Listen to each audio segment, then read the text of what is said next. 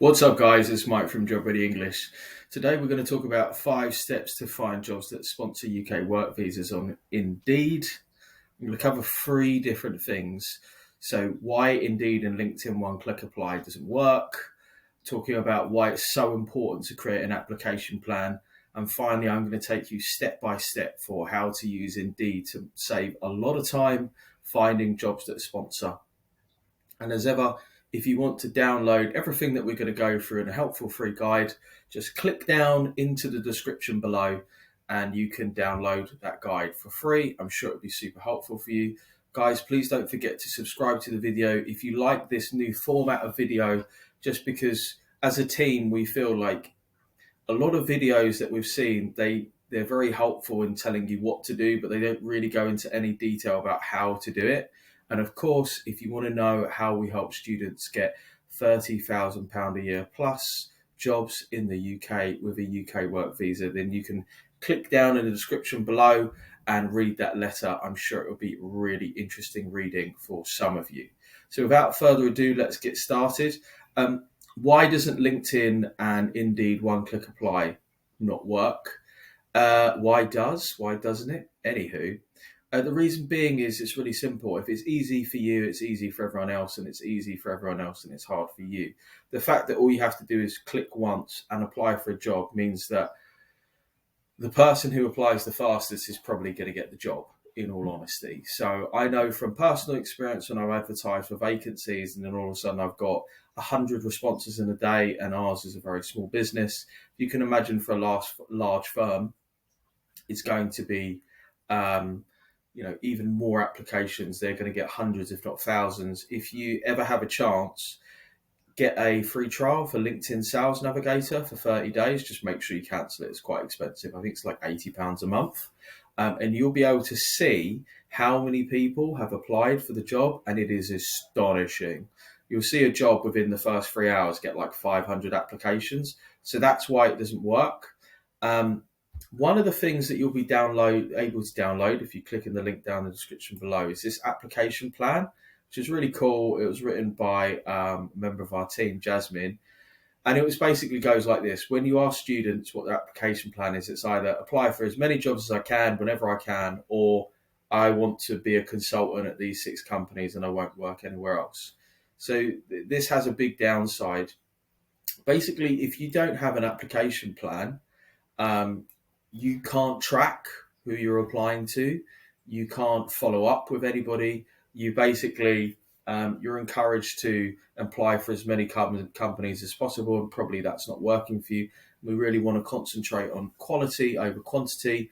So if you download this plan in the description below, you'll get we made a list of the 83 biggest tier 2 sponsors. Ideally, when you're making an application plan, you want to write out 40 or 50 ideal employers. Why is that? Because it's really going to stretch your thinking and get you out of your comfort zone. But when you have a really clear target or destination, much like going on holiday or traveling to campus, then it becomes very clear the companies that you want to work for, rather than just going, I'll just work anywhere, because that doesn't seem to work. And there are going to be many people watching this video who will have applied to 50, 100. I once had somebody contact me and say he had applied for 3,000 jobs. And I just said, well, maybe you need to change what you're doing because it's clearly not working. And I don't mean that to be mean. I just mean if you're applying just for anything and everything and that's not working for you, then you need to change your approach. And you'll be able to download an application plan that looks a little something like this. So you can write in the company, the job title. You can use sponsortier2.com to find out if they sponsor, the job link, and then you can record what's happened. So have you sent an application? Did you get an interview? Have you followed up? I always say if you send an application for a job, then follow up after a week. You'll be surprised how few people do that and how often people get responses, because generally people, at the very least, even if you haven't gotten the job, they'll say, oh, just to let you know, we're not hiring for this anymore, or actually we're just shortlisting for interviews. But it's very rare, particularly for international students, that they'll follow up. It's a really simple email. Hi, blah, I know that you're really busy. I just wanted to send you an email to follow up the application I sent on X date. If you could let me know if there's been any progress with this, I'd really appreciate it. Thanks very much. Really importantly, when you're sending a follow-up email, take on board that they're busy. They don't need to respond to you. The amount of times that I speak to people and they're like, oh, well, they should respond to me. Why? They're busy. You're not their priority. They don't owe you anything. And the second thing to bear in mind is be really clear. So be like, I applied for X job on X date. If you're just like, I've applied for a job, I just want to know when I can hear back. You're creating work for me. I'm not going to go into the system, find out what's happening, particularly if you're rude and vague. So just remember that about sending follow-up emails. So now I want to take you through a process that we actually use ourselves, amongst other things, when we're sifting and sorting vacancies for our premium clients. So once, if not twice a week, we go through hundreds of vacancies and we sift them down to less than 10, because we feel like, based upon our experience and also the market, there's a really good opportunity that they're going to get an interview and get hired. So this, again, you can find this in the link in the description down below. This is 5 steps to use Indeed, and we're actually going to go through this together. So always set aside time each week to look for vacancies. This is really important. Don't just randomly apply for stuff.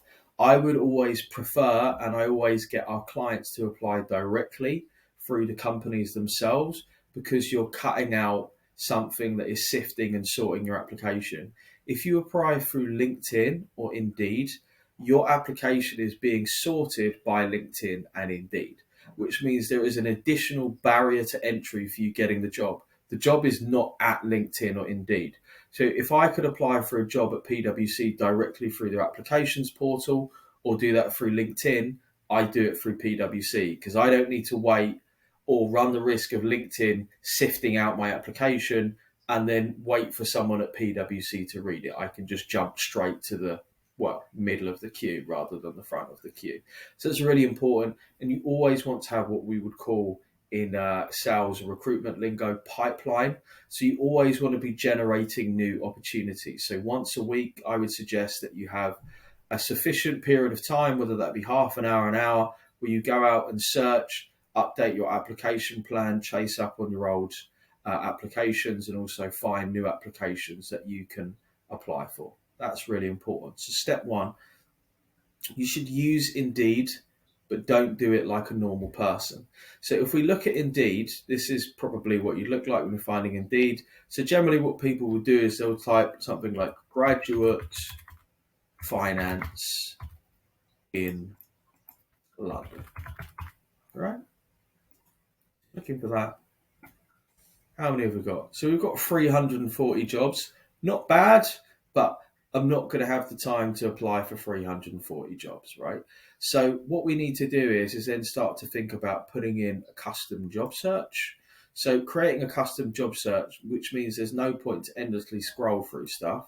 So what you'll see here is, as it's noticed, is that you can arrange, right? So the first thing I would do is I would only look at jobs that are posted in the last 7 days. So watch this, 340 goes down to 54. I also only want jobs that have been posted by the employers themselves. I tend not to look at recruitment agencies, because I tend to find they're not really that interested in dealing with international students and professionals. It's just an additional level of friction for them to find, oh, do you sponsor? They're just like, oh, no, we just don't deal with it. Or even worse, they'll just waste your time. So now we're down to 33 jobs. We might try and look, so job type, we want to make sure that this is full-time.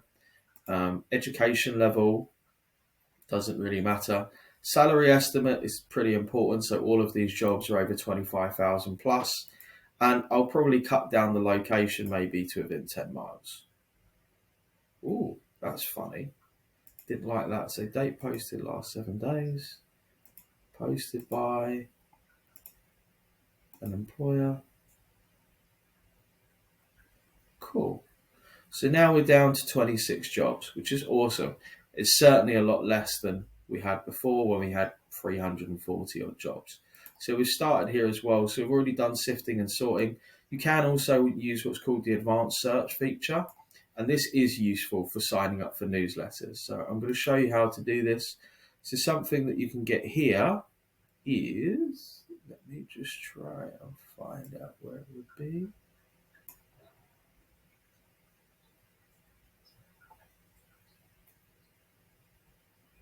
It's interesting.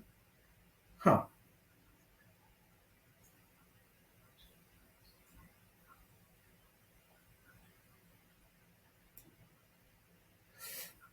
Just trying to find out where this advanced search feature is.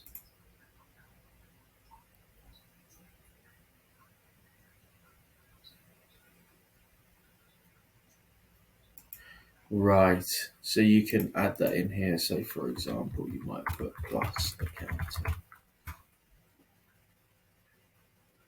It actually comes from Find Jobs initially. That's interesting. Right. Sorry, Mia, we'll cut out the bit about the advanced search. What's its face?